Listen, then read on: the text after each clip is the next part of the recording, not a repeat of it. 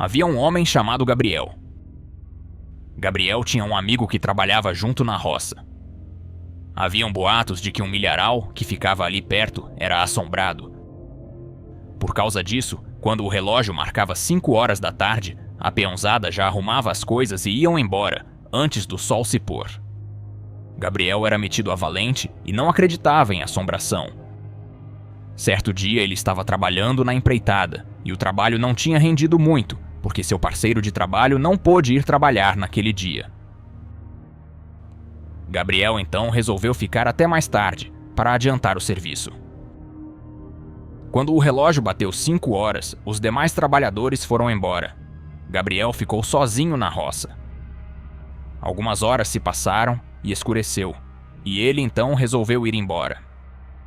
Para voltar para casa, o caboclo precisava andar 4 quilômetros a pé, e teria que passar pela estrada do milharal que diziam ser assombrado. O rapaz estava tomado de coragem e não acreditava nas lendas sobre o milharal. Gabriel então arrumou suas coisas e começou a caminhar pela estrada escura. Ele iluminava o caminho com o seu farolete. Depois de andar cerca de 200 metros pela estrada, já era quase 8 da noite, o caboclo começou a ouvir passos atrás dele. Ele então olhou para trás, mas não viu ninguém. Continuou então andando e novamente ouviu os passos, mas agora parecia o barulho de várias pessoas andando. O rapaz novamente olhou para trás, mas não viu coisa alguma. Ele então olhou para frente e viu de relance um vulto entrando no meio do milharal. Nesse momento ele sentiu um frio na espinha.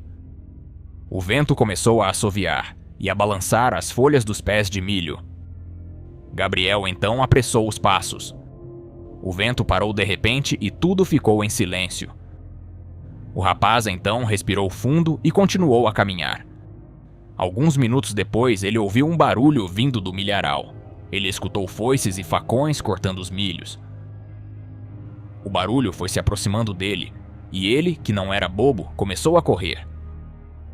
Nisso ele começou a escutar novamente passos atrás dele, e eram muitos passos que ele ouvia. Gabriel nem fez questão de olhar para trás, apenas continuou correndo.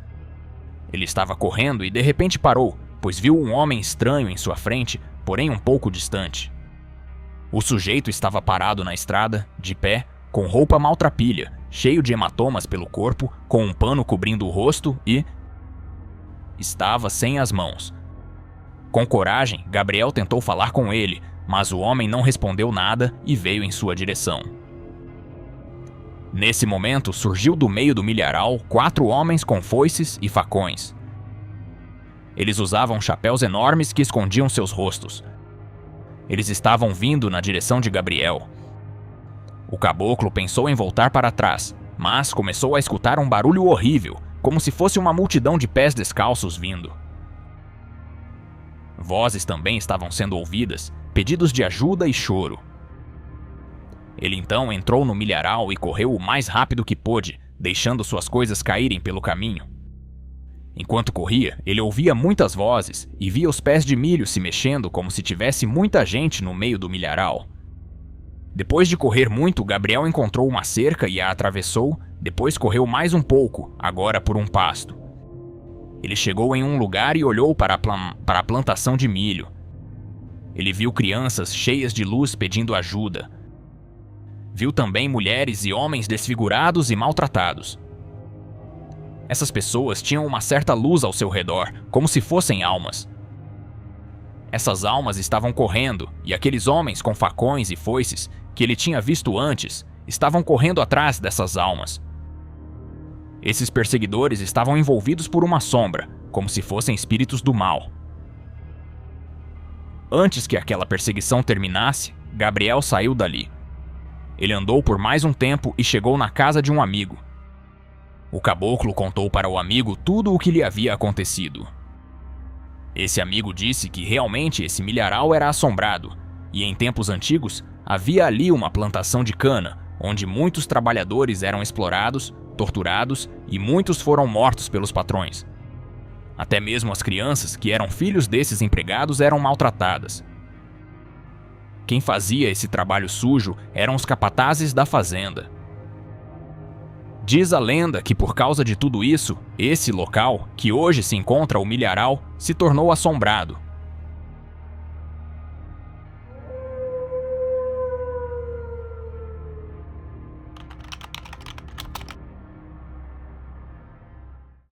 Diz a lenda que quando um casal tem 7 filhos homens, há uma chance do mais moço se tornar lobisomem. Para evitar que isso aconteça, o primogênito tem que batizar o caçula. Caso essa criança não seja batizada, geralmente começa a se tornar lobisomem a partir dos 7 anos, e isso acontece nas noites de lua cheia, a partir da meia-noite. Uma família antiga de São Luís do Paraitinga, que morava nas proximidades do núcleo Santa Virgínia, tiveram muitos filhos. O 7º filho virou lobisomem, pois essa família não conhecia a tradição para evitar que isso acontecesse. Nem a criança e nem a família sabiam, porque quando uma pessoa se transforma em lobisomem, ela não se lembra do que acontece quando está transformada. Com o passar do tempo, essa criança se tornou adulta e se casou. Ele se casou com uma mulher formosa e foram morar na zona rural, próximo da casa de seus familiares. Alguns meses depois do casamento, tiveram um filho. O casal e o bebê iam frequentemente visitar os pais do rapaz. Na volta para casa, eles voltavam a pé, tarde da noite. Em uma noite de lua cheia, após o casal visitar os pais do homem, o próprio começou a passar mal e saiu correndo para o mato. A esposa ficou assustada e não entendia o que estava acontecendo. Ela ficou parada esperando o marido voltar. Após alguns minutos, ela começou a caminhar e de repente surgiu um lobisomem que tentou atacar a ela e o bebê. A mulher conseguiu subir em uma porteira junto com o filho, a fim de se proteger do lobisomem. A fera ainda assim conseguiu rasgar a manta que a mãe usava para esquentar a criança. A mulher gritava de desespero. Seus gritos fizeram com que o lobisomem fugisse e desaparecesse no meio da mata. No dia seguinte, o esposo apareceu em casa com a roupa toda rasgada. Sua mulher, indignada, falou o que aconteceu na noite anterior e perguntou a ele onde estava, por qual motivo havia corrido para o meio da mata e se não havia escutado seus gritos por socorro. O marido não acreditou na história do lobisomem e começou a rir. Nesse momento, a mulher viu entre os dentes do homem os fiapos da manta do seu filho. Depois disso, não sabemos o que aconteceu. Será que o lobisomem ainda está por lá?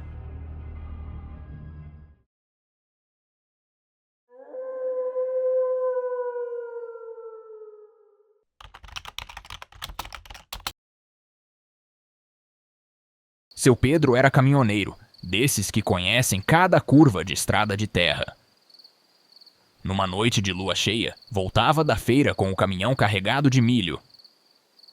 Quando, na estrada velha que corta o mato, viu uma moça de branco, de pé na beira da estrada. Ela estava de vestido longo, véu cobrindo o rosto. Parecia uma noiva.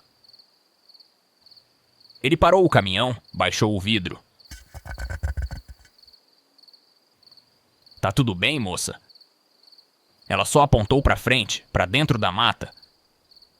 Contra o bom senso, seu Pedro desceu. E foi atrás dela. Mas a cada passo que ele dava, ela parecia mais distante. Até que no meio do caminho ele tropeçou numa raiz e caiu. Quando olhou para frente, seu Pedro não viu ninguém. No entanto, quando ele olhou para trás, seu caminhão estava ligado.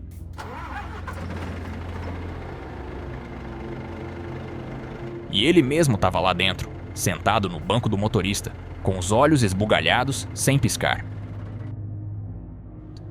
No outro dia de manhã, encontraram seu Pedro desmaiado na beira da estrada.